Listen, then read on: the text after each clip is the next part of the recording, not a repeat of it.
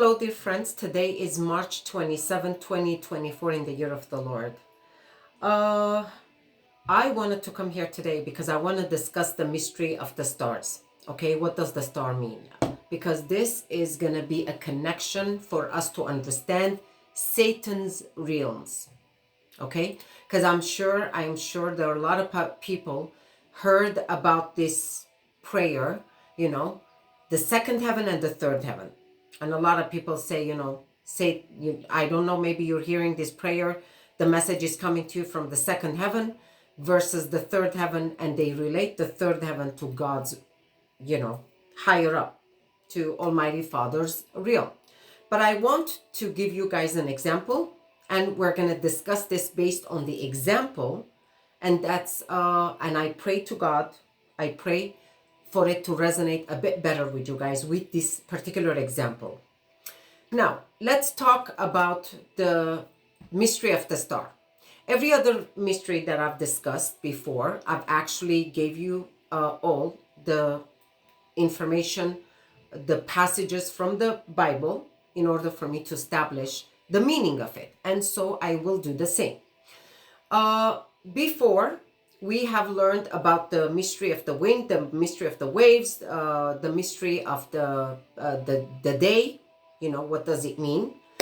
The mystery of the vineyard and the tenants. Now, today I actually would like to discuss the mystery of the stars. In order for us to understand that, we need to go to Revelation chapter 1. And let's go to Revelation chapter 1, verse 20, and read together. As for the mystery of the 7 stars, which you saw in my right hand, and this is Jesus Christ, by the way, John is seeing in Jesus's right hand, there are 7 stars, and he has 7 stars and 7 lampstands. The 7 stars are the angels of the 7 churches. Okay. Now, obviously, the 7 lampstands are the 7 churches. When I'm going to share the teaching regarding the churches, then I'll come to this one. But today we're going to focus on the stars, okay? The mystery. So the star means angel. That's what it's saying. That's what we're learning. Okay. Fast forward, if we actually go to Revelation chapter 12, okay, and read about the woman and the dragon in Revelation chapter 12, I'm going to read from verse 3. 12 verse 3. Then another sign appeared in heaven, and behold, a great red dragon having 7 heads and 10 horns, and on his heads were 7 crowns. This, my dear friends, is Satan's matrix, by the way. The 7 heads are the 7 systems that we are living in. It is the Babylonian system, the Illuminati system. Now that I read it, I wanted to mention it so I can move on with it. And his tail swept away 1/3 of the stars of heaven and hurled them to the earth. So what happened? Basically, when we're reading this, we understand that Satan rebelled. And when he rebelled, his tail swept 1/3 of the stars of heaven with him. So they basically came to earth. Okay, that's what I'm reading. That's what it says. His tail swept away 1/3 of the stars of heaven and hurled them to earth. So this lovely angels that once were illuminated, beautiful angels, they rebelled. Okay, so these are now the fallen angels. The star can be a good angel or a fallen angel. Just like the wind that I have explained before in a previous video, the doctrine of the wind could be the Spirit of truth, the Holy Spirit, okay, which we also know how when the Pentecost came in chapter 2, it descended upon all the apostles, upon everybody, like tongues. It came like a wind and it descended like tongues on them. So that was on that day they received from the Spirit of truth. Jesus Christ explains about this in to Nicodemus, and we can find that in John chapter 3, more precisely 3 verse 8. It could be the true doctrine, or the false doctrine that Paul describes in his letter to the Ephesians, which I believe it was in Ephesians 4 verse 14. Now, this is the same thing. The angel could be a good angel or an evil one, which in this case is a fallen angel. And fallen angels, my dear friends, are aka entities, aka deities. They are referred to as deities that they made themselves as gods.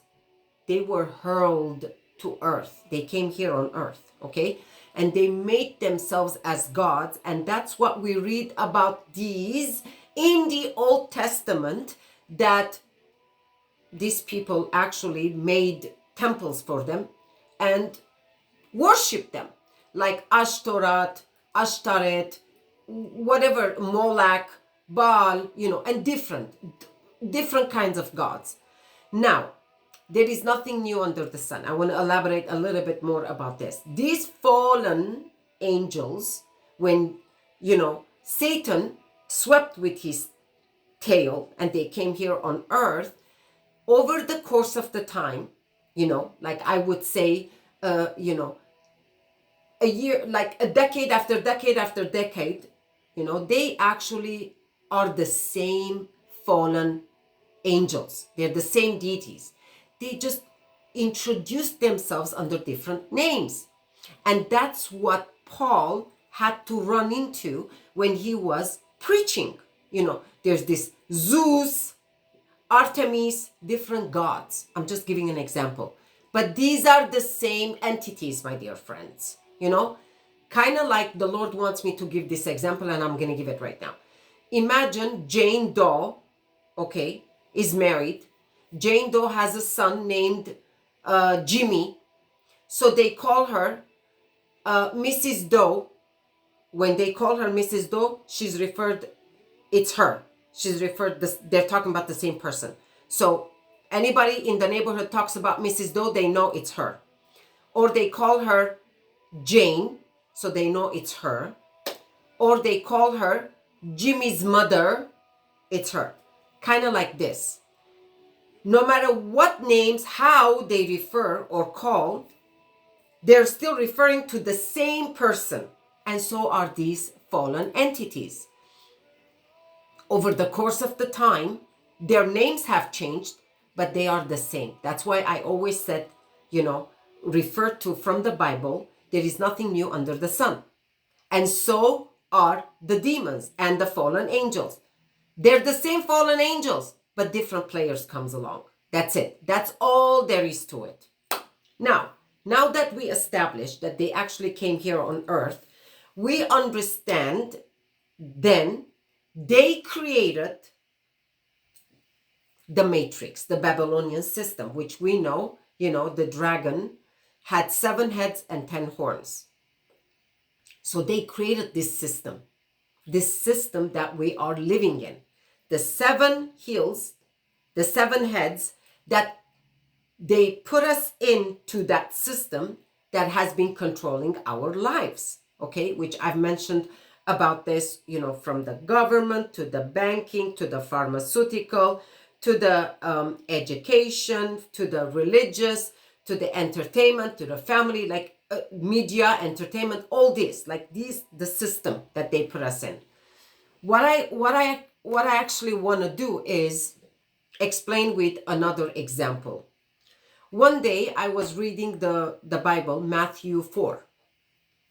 When I was reading Matthew 4, this is about Jesus' temptation, okay? So Satan comes and tempts Jesus. 3 times he tempts him. Sorry about getting tongue-tied up. One of them is, he tells them, if you bow down to me, I will give you this wealth. So of course, it doesn't make sense with me. I go to Jesus and I'm like, okay, wait a minute. Can you please explain to me how on earth is he offering you something when it's already yours? You have it, but he's still offering it to you. And that's when Jesus gave me this example. And it's by far, he is the master of speaking in examples and parables, right? So he gave me this example because right now I live in this time, and in this time he spoke to me with a language that I can understand. What do I mean by saying that? He gave me an example of a house, construction and a renovation, and renters. Because right now we live in a time that we actually have that. At the time of Jesus, when he was preaching, people understood from the language of sheep, goats, cattle, and that's why Jesus always spoke to them in their own language. That's why he said, the sheep hears the voice of their shepherd. Like during that time, he spoke to them to the level of understanding that they were able to comprehend. So right now he gave me this example because in my time, we're a bit in a different era than the sheep and the goats as far as example. He tells me, suppose you want to build a house and you built this house. It's from zero ground. You have the land, you're building the house on it. The first thing you do is you put the foundations, because you do need those foundations in order for you to build everything in it. Okay? So basically, you are the grand architect, the mastermind who's building that house and putting it together. And I said, yeah, if I'm going to build the house, yeah, I'm going to plan everything and put it together. So he says, good. So you put the pillars, the beams, the foundation, then you create the walls, you separate them, and you build your house based on the design. I said, yes. And then he goes, now you build your house, but what happens is you decide that you want to rent it out. I said, okay. So he goes, so, somebody else comes and you make an agreement with them and you rent the house to them. So this renter comes and decides to actually put tiles on all your walls. Tiles, okay? Let's assume this is a tile, okay? This is not a tile, my dear friends. I'm just giving you an example. So this is the wall. So now the tile goes here, like this, on the wall. And all the walls are going to be covered with this tile. It means the original wall is not going to show, because now the entire wall and all the walls are covered with tile because it's a decoration. Okay? So he tells me, just because the renter put the tiles on the walls, does it make him the owner of the house? And I said, of course not. It's still my house. And he said, so is Satan. I said, how? He said, you see, the foundations of this earth, the creation, has already been laid by me, by Almighty God. It's there. It's immovable. Satan decides to create within the creation. This has already been created. Now he's laying out his own realms, his own foundations, and creating his own Babylonian system. And we are living in it, enslaved to the system. And he told me that's what he offered me, the wealth of this world, because the rest is already mine. I really didn't know what to answer him. Okay? Now, I told him, okay, but how? I understand, like right now I understand. And how are we going to come out of this? And he tells me, you're going to come out of it when I actually shake the foundation of this earth. Okay? So, let's go read together Hebrews chapter 12, verses 25 to 29.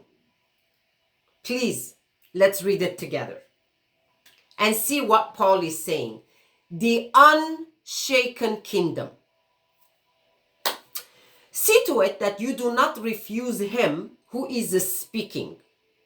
For if those did not escape when they refused him who warned them on earth, much less will escape who turn away from him who warns us from heaven.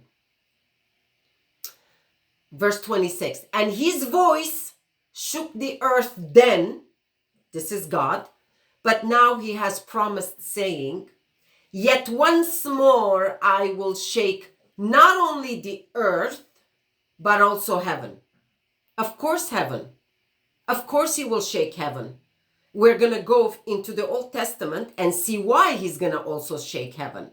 Remember, no matter what, he pulled strings so he can actually create his own foundation, the shakeable one, the tiles, quote unquote, okay? And people who are living in it, they can't see the real walls. They can only see the tiles.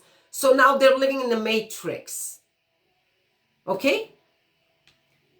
In here it says, verse 27, this expression, yet once more, denotes the removing of those things which can be shaken as of created things, so that those things which cannot be shaken may remain.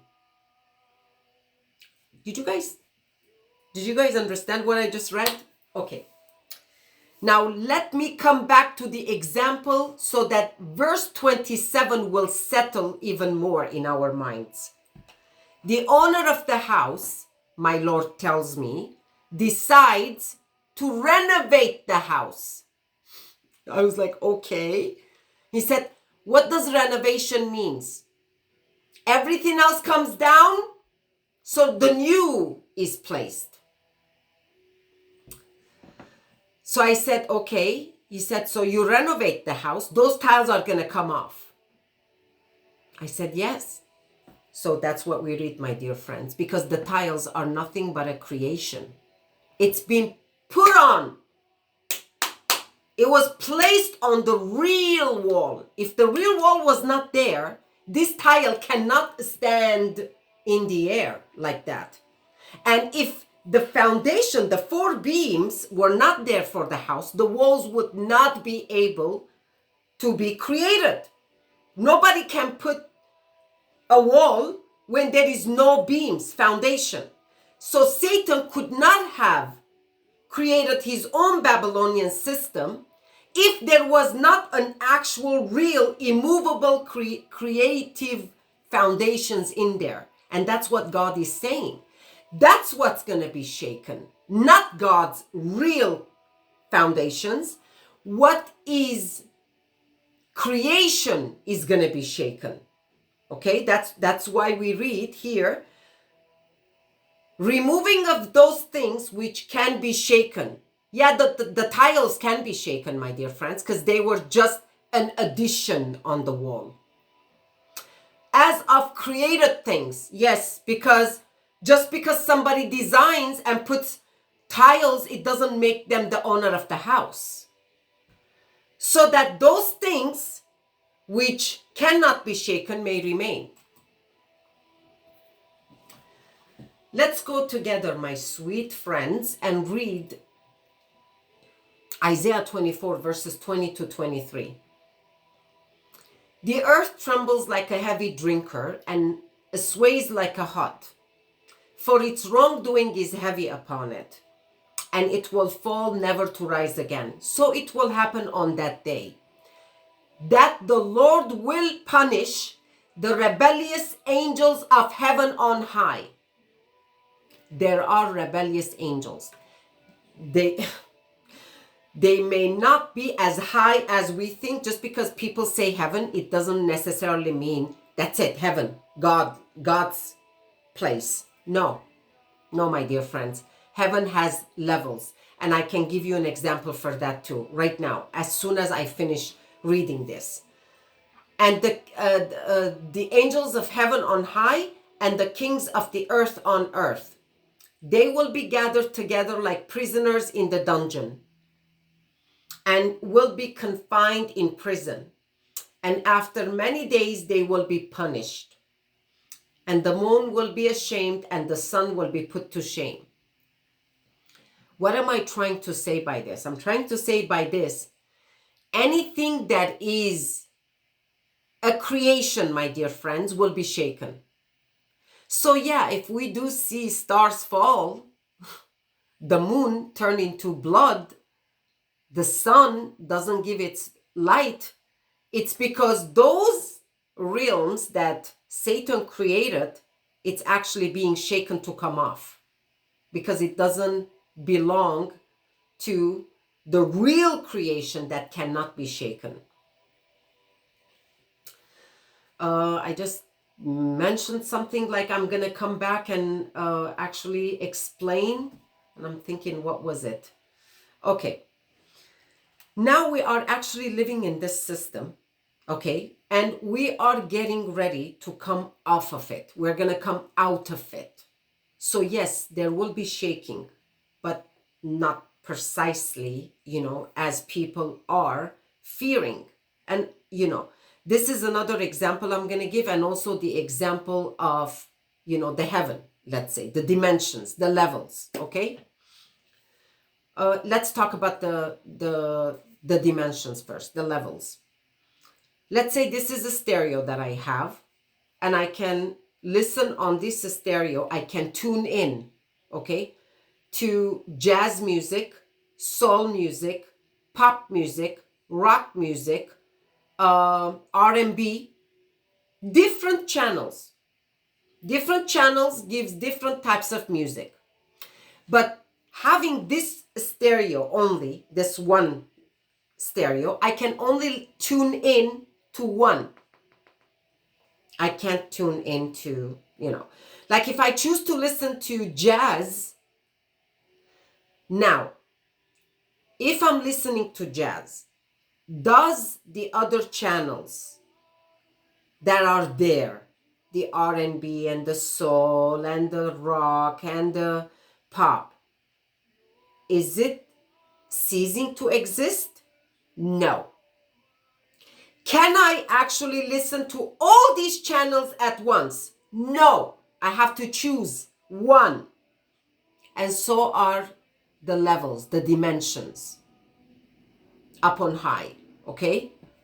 And believe it or not, there are different people have different types of love and light within them that they can understand. They have an understanding of different levels of heaven and what comes from above.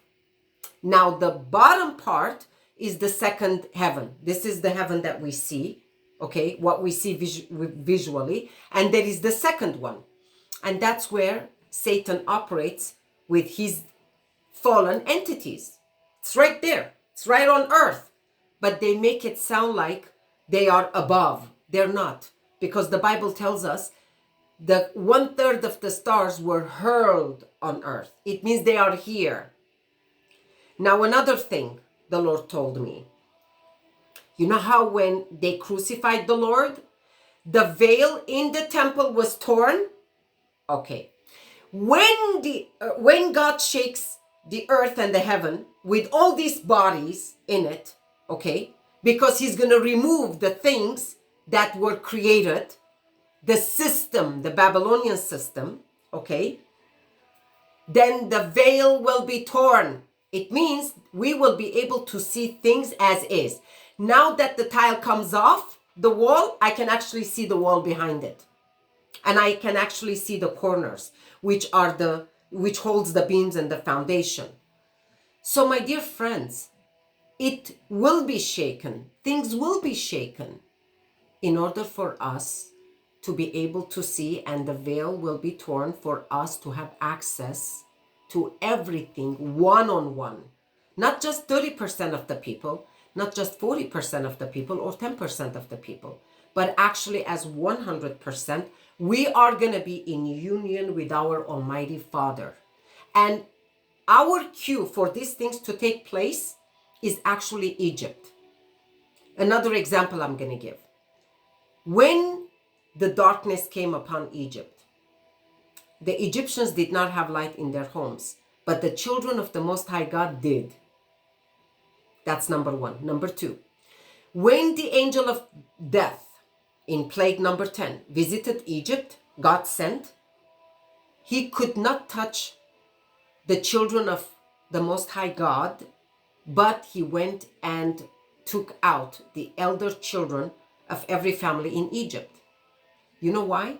Because they had the blood of the lamb on their doorposts. Okay, physically we may not have the blood of the lamb on our doorposts, but we are covered under the blood of the lamb, Jesus Christ. So the one who brings the peril, my dear friends, knows how to protect his own children in the peril. So don't be afraid. That's why I always say, be happy, be hopeful. And that's another thing I mentioned, that our faith, our hope, and our love will be tested.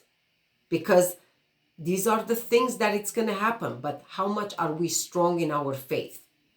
Yet another example before I sign off. I am sure a lot of people heard of the saying, oh, we're all in the same boat.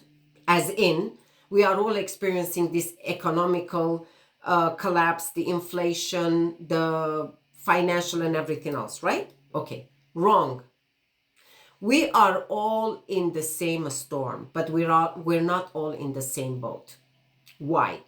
That's because the boat represents your spiritual level and aspect of how you can hold when that storm and the wind comes. There are people who have a small boats and it won't last. And that's why they actually sink or it breaks. There are those who have a little bit bigger boats. So they fight the storm to persist and hold on and be able to survive in that storm. And there are those who are in a little bigger than those mid-sized boats, so they have a better chance to survive in the wind and in the storm. And there are those who have yachts. Now, these boats doesn't represent the real wealth. No, I'm talking about the boats as far as the spiritual aspect of it. As God gives us levels of faith based on our worship and life, because we have to be the doers of the word, not the hearers of the word, as it states in the letter of James. I believe it's in James 1 verse 22 and 23. So the boat represents the spiritual life, our spiritual life. If we are strong in the rock, Jesus Christ, the Lord of Lords and the King of Glory, yes, we will be able to make it. Remember, Jesus gave this example in Matthew 7 when he said you can build your house on a sand or you can build your house on a rock. This is a very good example. I believe it's in Matthew 7 verse 24. So if your house is built on a rock, the real foundation, no storm is going to take you down, my dear friends, because the King of Glory will protect. He is always faithful. Again and again, I say these words. He never abandons us. He never leaves us orphan, and he never ever forsakes us. That's why we have to be strong. And we come to the end of this video. My dear friends, until next time, stay strong, stay blessed, stay in love, light of Christ, and be blessed.